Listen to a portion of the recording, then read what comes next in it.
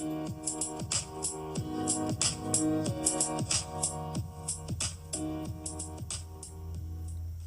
y'all, it's Lauren.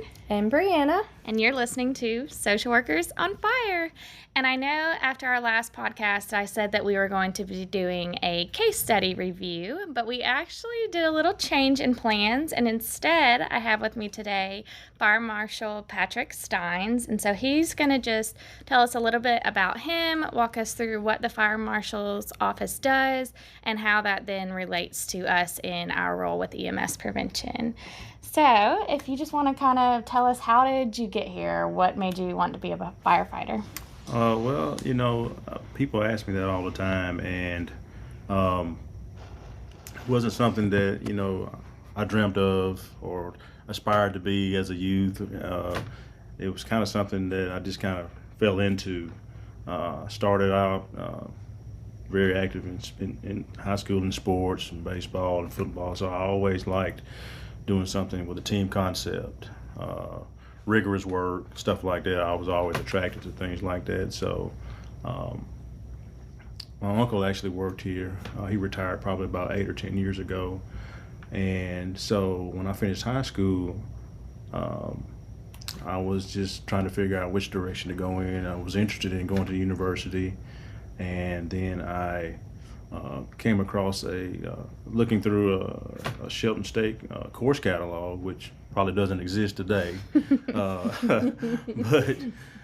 I ran across emergency medicine, and it kind of rung a bell. I remember as a child watching the old show with I think it was William Shatner. It was Rescue 911. Yeah.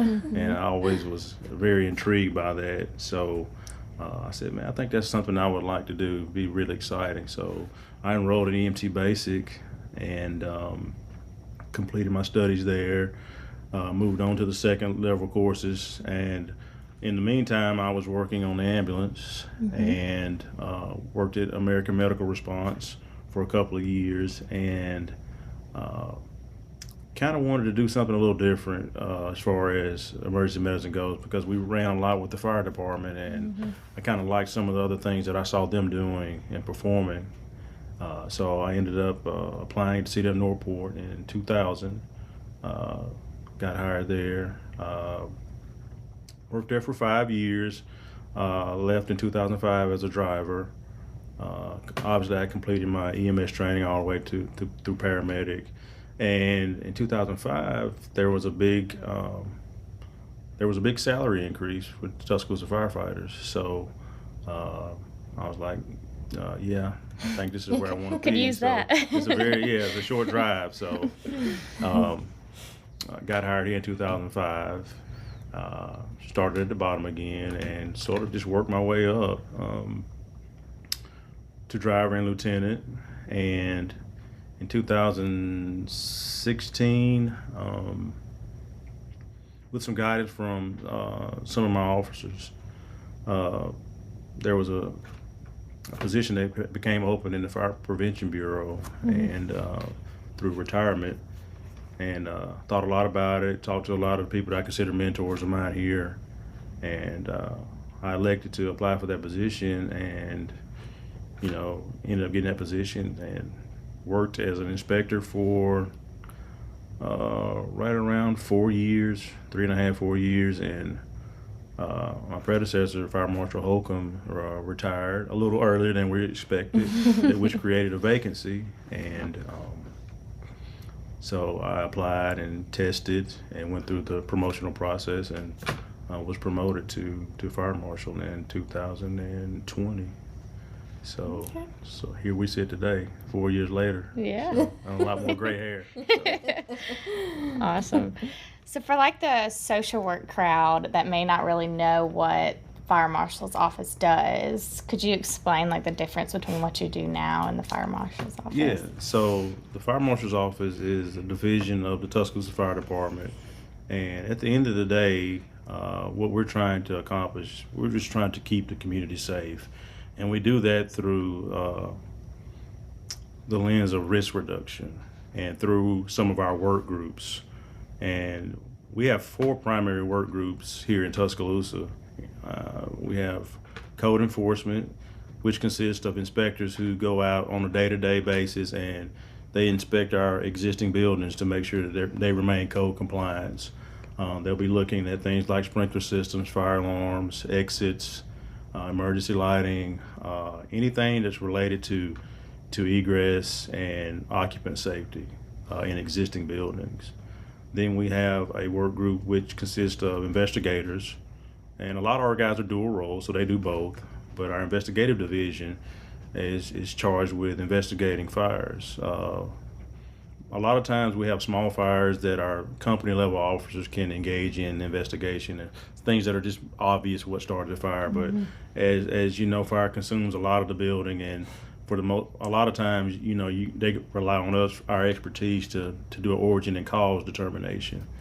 And so we do that, and we have 4 APOS certified officers in our division as well. So we actually take the cases from start to finish all the way through the court system if needs be. We make arrests, we execute warrants, we do the whole thing. So another division, a work group, is project development. Lieutenant Mike Doherty handles our project development section, and that consists of new construction, land development permitting, building construction, plan review of anything that's built in the city of Tuscaloosa. It includes pre-design.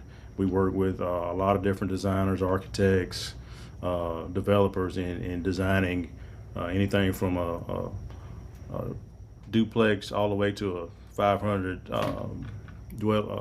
home subdivision. Mm-hmm. So we have a lot to look at there. And then we also, lastly but not least, is public education. And we have a public safety educator, and what she does is she oversees our education across the city. One of our biggest participants is the Tuscaloosa City School System, where we have a program called Project Fire. And what we do is go in each semester and we talk to children about fire and life safety. And at the end of the year, we'll have a sort of a big shindig for them and let them spray water, really play with a lot of our equipment and stuff like that. So that's really been a plus for us, and we appreciate the school system for allowing us to come in and do that at an early age, because that's important. Yeah. And we also have a smoke alarm program and car seats as well, so that Holly manages for us. And education is a big thing, because what we're trying to do is influence behavior. That seems to be the biggest, the toughest thing to do, because a lot of our fires are caused just because of our human behavior, unfortunately. So if we can try to shift the way people think a little bit, hopefully that can lead to some reduction in some of the accidents that we see. Yeah. So just to kind of touch so all fires do not have to require an investigation, right? So all fires require an origin and cause. Okay. So yes. Okay, they do. Okay.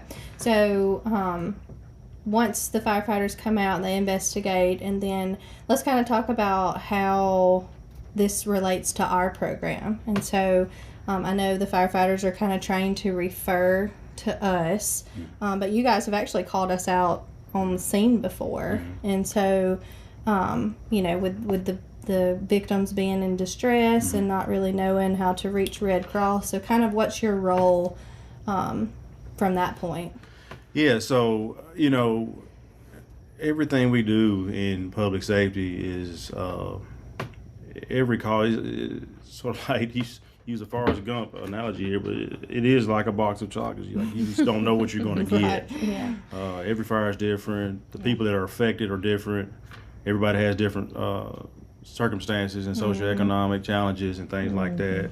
So one thing we try to ensure is that people have a safe place to go in the meantime, immediately after a fire. Right. Like you said, we utilize the Red Cross, we utilize our EMS Prevention division here, and a couple of times we've had to actually get you ladies out to assist us in which direction to go in, because sometimes we run into people who are mentally challenged and have different types of mental deficits that create challenges for us. And sometimes, we don't know which direction to go in as well.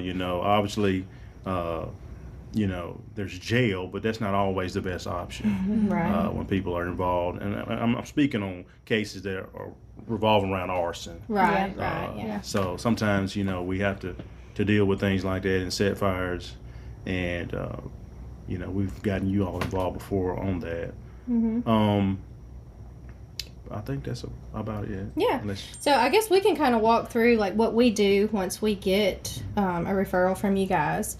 And so throughout these podcasts, we've talked a lot about what we do in regards to medical calls, but fire prevention is also kind of in our realm as well. And so what happens is when they respond to a fire, they refer that person to us, and then we reach out within 24 hours. If we're on shift, we'll reach out that same day. But the goal is to just kind of pick up where they left off, make sure that they do have a place to go. If not, we can refer them to shelter. It's very important to get them in touch with Red Cross. The earlier the better, because a lot of times if it's a total loss, they may be without things like medication, medical supplies, glasses, and just those things that you don't think about that if you lose, you've got to have immediately. And so the quicker we can get them in contact with Red Cross and get those things replaced, the better. And at that same time, Fire Marshal's office is diligently working on the fire report, because that is something that a lot of these fire victims have to have in order for insurance to repay for their medications and things like that. And I think something that you see too is, okay, you guys go out and you tell them, contact Red Cross, and then the fire report will be ready. But when you're in there and this crisis has just happened, you're so overwhelmed. You're not even it's in one ear, it's out the other. So I think for us being able to step in and I know they told you this, but let me walk you through it and let me repeat it and make sure it happens. Because sometimes it's just they're so overwhelmed, they forgot everything that was said right there to them, Absolutely. They're just trying to hold it together at that point. Yeah. And so having somebody there to kind of give them paperwork and give them written instructions so they can hang on to it and say, okay, this is who I call.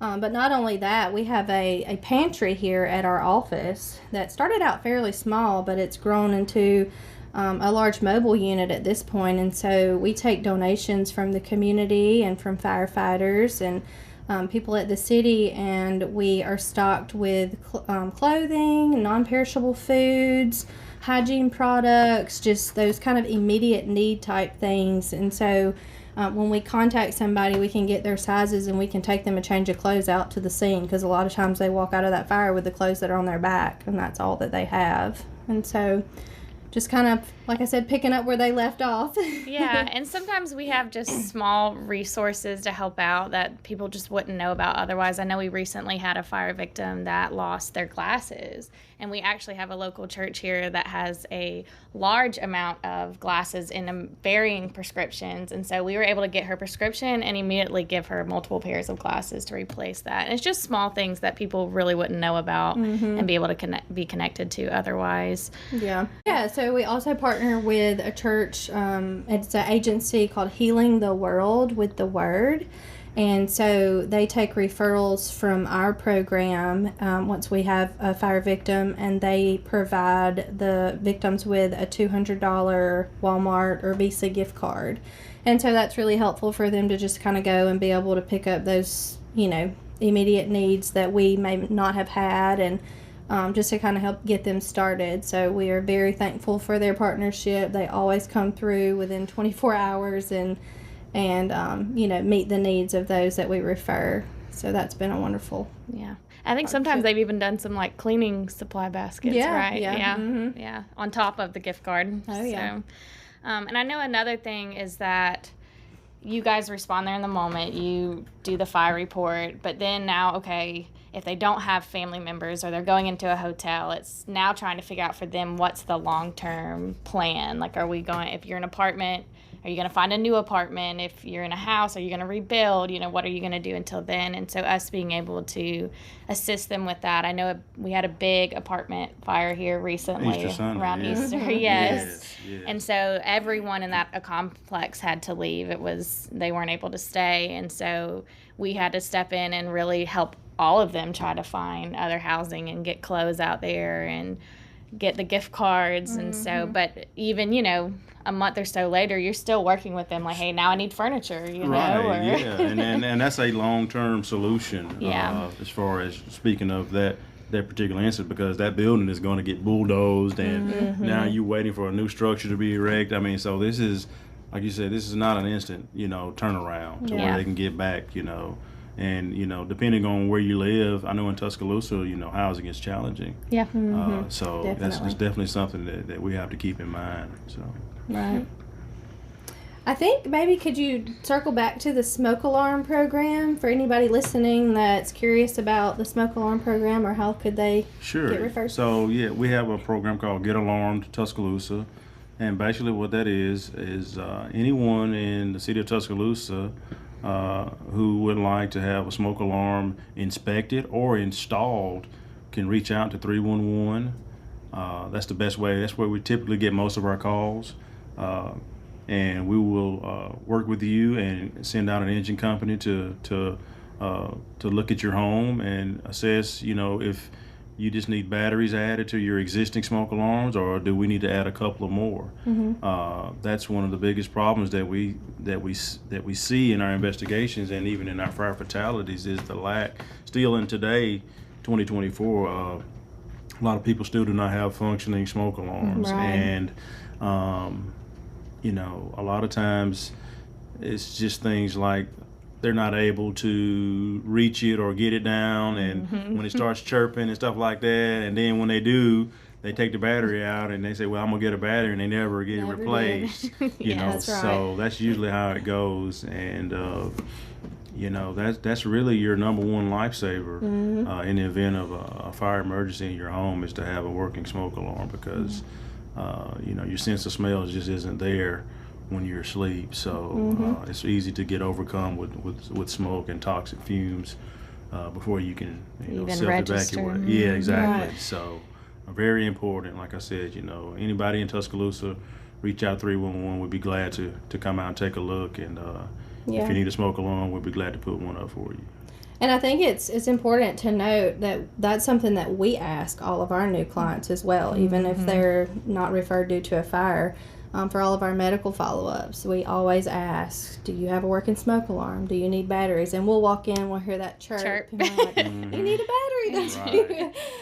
So we actually have the battery, so we do that part, but then we always reach out, and get a referral to you guys because sometimes we come in and they truly don't have any smoke alarms, like you're saying. Even now, no smoke alarms in the house, or they're not working, or they're like, I don't know if they work or not. So we're requesting at least to be inspected to make sure it does. Right. And I want to encourage any other social workers that do work in the home just to remain familiar with this program that we have through Tuscaloosa Fire. And you can also go on the website and you can refer your patient. So if you know that someone that you're seeing in the home doesn't have a smoke alarm, or you hear the chirping and they need a battery, please reach out, and that's something that we can potentially help with. And if you're not in the city of Tuscaloosa, I know that there are a lot of other cities that have similar programs, so definitely check your local area to see if they have it as well.